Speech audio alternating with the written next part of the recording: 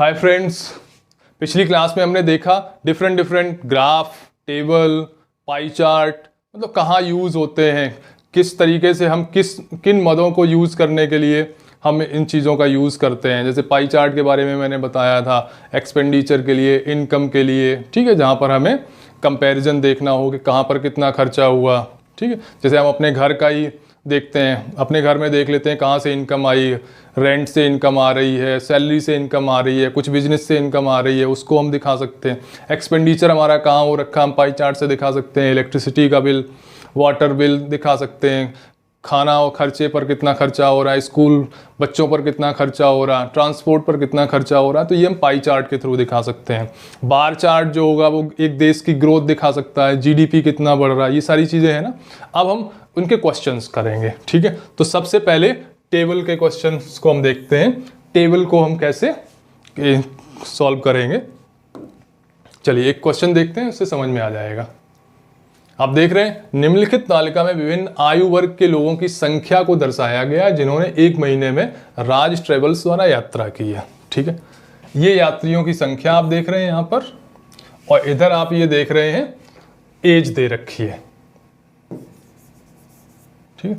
3 वर्ष से कम, 3 से 10 वर्ष, 11 से 45, 46 से 60 और 60 वर्ष से अधिक। और इधर यात्रियों की संख्या, मतलब क्या दे रखा है, एक ट्रेवल्स से जो लोग यात्रा करते हैं उनका डिटेल दे रखा है, एक तरफ एज ग्रुप है और इधर नंबर्स है। क्वेश्चन कैसे पूछा जाएगा, 60 वर्ष से कम आयु के यात्रियों की कुल संख्या क्या है। अब देखिए 60 वर्ष से अधिक वाले मतलब यहाँ से लेके यहाँ तक, मतलब ये जो है ये सारे 60 वर्ष से कम वाले हैं ना, ठीक है। तो हम इनको सबको जोड़ देंगे तो कितना हो जाएगा, 85 प्लस 150 प्लस 98 प्लस 127, ये हो गया 235 और यहाँ पर हो गया 333, 340, 460, क्या हो गया 460, ठीक है। तो हो गया ना, सिंपल सा। अच्छा, अब इसी में और मान लिया कठिन करना हो तो वो क्या बोल देंगे कि टोटल जितने भी यात्रियों ने यात्रा की,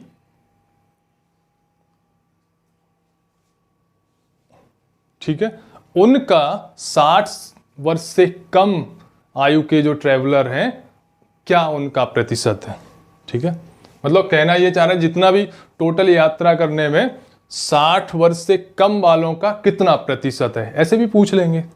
मतलब अभी तो हमने निकाला 60 से कम वाले 460 लोग हैं, लेकिन अब क्वेश्चन थोड़ा सा घुमा दिया, कठिन कर दिया कि 60 साल से कम वालों का टोटल कितना प्रतिशत है, ठीक है, कुल में से। तो क्या पहले हमें टोटल निकालने पड़ेंगे, 460 प्लस 53 और हमें करना पड़ेगा, तो टोटल आ जाएंगे 513। ये इनका सबका टोटल कितना आया है, 513 लोग हैं ट्रैवल करने वाले, और उसमें से 460 60 साल से कम है, तो प्रतिशत कितना हो गया, 460 इंटू 100, 513, ऐसे निकल आएगा ना। तो इस तरीके से पूछ लेंगे, थोड़ा सा क्वेश्चन को और कठिन कर देंगे। मान लिया इस तरीके से भी पूछ सकते हैं। अब एक क्वेश्चन ये भी पूछ सकते हैं कि ठीक है 10 साल से कम वाले लोगों का कितना प्रतिशत है पूरे यात्रा करने वालों में। 10 साल से कम वाले कितने यात्री हैं प्रतिशत में बताना है टोटल का। तो अब 10 साल से कम वाले आप देख लेंगे 150 और 85, तो कितना हो गया, ये हो गया 235, और टोटल कितने हैं 513, ठीक है। तो 235 का परसेंटेज निकाल लेंगे। तो ये जब 10 साल से कम का पूछेंगे तो हम क्या करेंगे,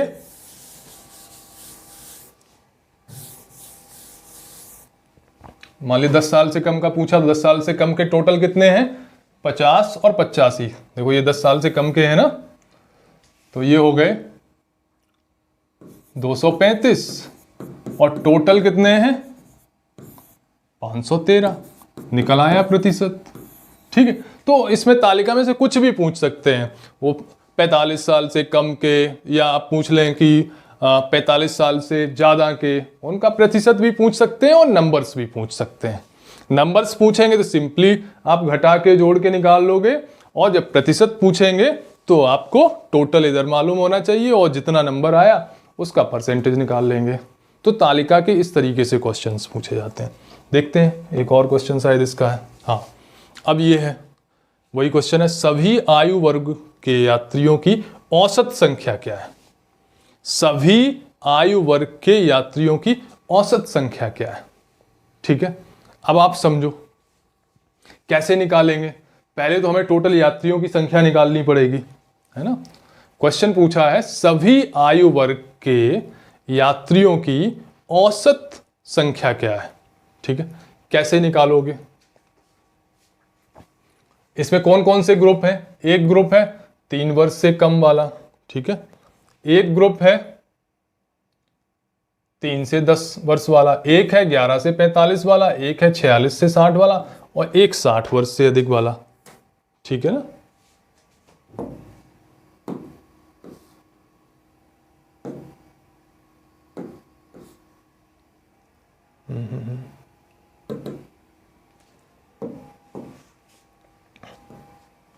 ठीक, तो ये कितने ग्रुप हैं? 1 2 3 4 5। हमने पीछे टोटल किया था, इनका टोटल कितना आया था? 513 आया था। तो 513 टोटल आया था। ग्रुप कितने हैं? 1 2 3 4 5।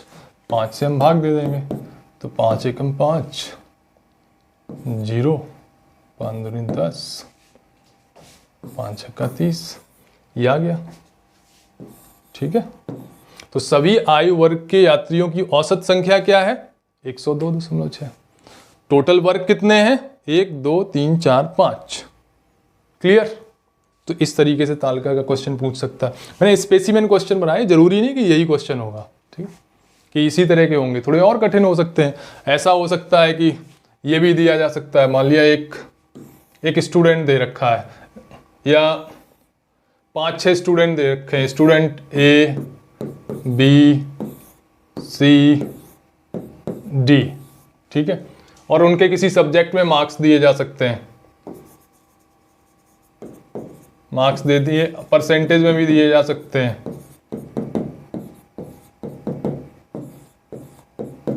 ऐसे दे दिए, और यहाँ पे लिख दिया मैक्सिमम मार्क्स जो है वो है 500, मतलब पूर्णांक संख्या, पूर्णांक जो है वो 500 का है, 500, और मार्क्स आए कितने? 80%, 90%, 70%, 60%। क्वेश्चन ऐसे पूछ लेंगे, ए को कितने नंबर मिले? तो जब टोटल 80% नंबर मिले, बट नंबर्स में बताने हो तो कितने मिले? 500 का 80% निकालेंगे, 5 40, 400 आ जाएगा। ठीक है, 400 आ गया। ऐसे ही कुछ भी पूछ लेंगे, बी का पूछ लेंगे, ऐसे पूछ लेंगे बी को सी से कितने नंबर कम मिले, या डी से ए को कितने नंबर ज्यादा मिले। ठीक है, नंबर में पूछ लेंगे परसेंटेज की जगह, तो आपको यदि पूर्णांक मालूम है तो आसानी से निकाल लोगे। ठीक है, तो इस तरह के भी तालिका में क्वेश्चन आ जाएंगे। ये आप बार बार करेंगे तो आपको और अच्छे से। अब अगला क्वेश्चन देखते हैं। इसमें कुल यात्रियों की संख्या में से 3 वर्ष से कम आयु के यात्रियों की संख्या का परसेंटेज बताइए। देखिए वही आ गया जो मैंने पहले आपको समझा रहा था ना, परसेंटेज वाला आ जाएगा, वो आ गया। 3 वर्ष से कम वाले कितने? 85 हैं, और टोटल हमने कितना निकाला था? 513। ठीक है, आ जाएगा। कितना आएगा? ये आ जाएगा 5 भाग दें 5 एकम 5, और फिर आया 350, 340, 5 सत्ते 35, ये आया, ये वाला आ जाएगा। ठीक है, क्लियर? इंपॉर्टेंट ये है कि आपको ये समीकरण आपने बना लिया, बाद में तो कैलकुलेट आप कर ही लोगे। ठीक, तो आ गया ये। तो इस तरह के क्वेश्चन, मतलब ज्यादातर सारणी के क्वेश्चन में रेशियो, परसेंटेज और एवरेज, इन 3 का ही खेल होता है। चलिए ये देखते हैं।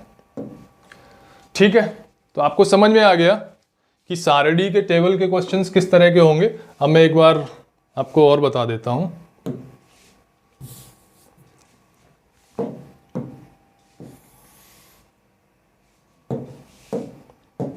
टेबल्स किस तरीके, ज़्यादातर टेबल्स इस तरह की भी हो सकती हैं। मान लिया एक कंपनी ए है, ए कंपनी का प्रोडक्शन दे दिया, ठीक है, ईयर वाइज प्रोडक्शन दे दिया, ये भी हो सकता है। तो टेबल में कुछ भी हो सकता है। मान लिया ये 2001 का दे दिया, ये 2002 का दे दिया, 2003 का दे दिया। प्रोडक्शन क्या है, car A type, car B type, car C type, कुछ भी। यहाँ 45 बनी, 48 बनी, 100 बनी, 120 बनी, 140 बनी, 100 बनी, 200 बनी, 100 बनी, 280 बनी, ऐसे करके दे दिया। ठीक है, क्वेश्चन पूछ लिया कि सिंपली ऐसे कार ए 2002 में कार ए का कितने प्रतिशत अधिक प्रोडक्शन हुआ 2001 से। ठीक है ना, 2001 से 2002 में कितने परसेंटेज अधिक प्रोडक्शन हुआ। तो कैसे करोगे आप, 2001 और 2002 को देखोगे। 2002 में कितना 48 हो गया और 2001 में 45 था। पूछा जा रहा है कि 2001 से 2002 में कितने प्रतिशत अधिक प्रोडक्शन हुआ।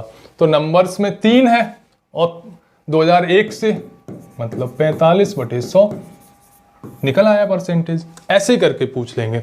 सिंपल, बहुत सिंपल सा क्वेश्चन पूछेंगे तो ये पूछ लेंगे कि कार बी का 2003 में कितना प्रोडक्शन कम हो गया 2002 के मुकाबले। परसेंटेज में नहीं पूछा तो 140 से 100 हो गया, 40 आपने जवाब दे दिया। तो इस तरीके से तालिका के क्वेश्चन पूछे जाएंगे।